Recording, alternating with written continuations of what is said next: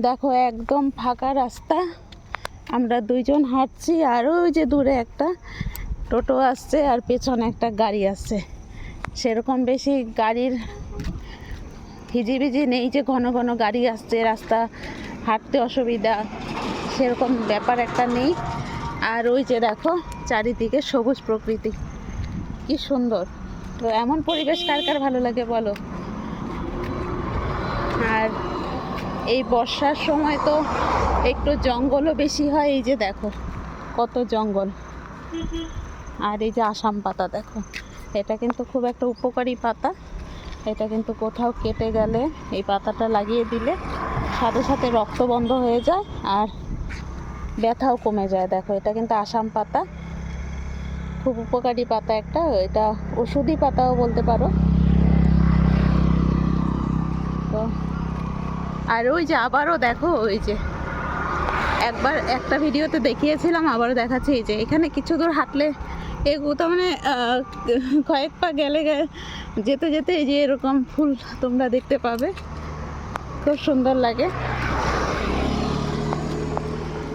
তোমরা যারা টাউনে থাকো, মানে একদম শহরে থাকো, যেরকম একদম কলকাতা শহর, দিল্লি, মুম্বাই এইদিকে যারা থাকো, তারা কিন্তু এরকম সবুজ প্রকৃতি দেখতে পাও না সচরাচর।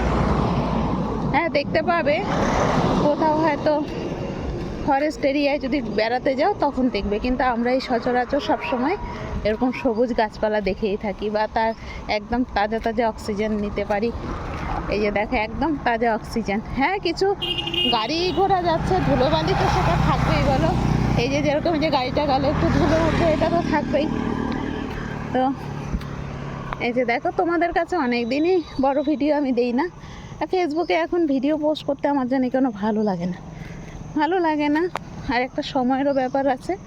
আর এখন একটু আগে একটা যেরকম হুজুগ ছিল, একটা টাইম মতো ভিডিও পোস্ট করবো, না পোস্ট করতে পারলেও শিডিউল করে রাখতাম। এখন আর সেই ধৈর্যটা নেই, কেন বা জানি না, ধৈর্য কমে গেছে। তো পোস্টও সেরকম করি না, অল্প স্বল্প ভিডিও দেই। নাহলে আগে একদম বাধা ছিল আমার, রোজ একটা করে বড় ভিডিও পোস্ট করতাম, কিন্তু এখন আর সেটা নেই। এরকম করেই অল্প স্বল্প ভিডিও করি। তো এই ভিডিও কিন্তু আমি করে রাখছি, একদিনে তো আর পোস্ট করবো না, আস্তে আস্তে পরে পোস্ট করবো। ওই যে দেখো, এই যে এরকমই অল্প অল্প, তার মানে কিছু কিছু সাইকেল, টোটো, গাড়ি এরকম দেখবে, কিন্তু ওই যে ঘন ঘন যে গাড়ি আসা যাওয়া সেইটা এদিকে নেই।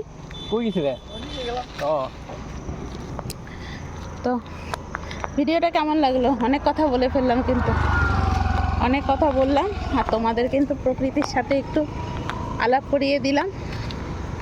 তো ভিডিওটা এখানে শেষ করলাম, টাটা।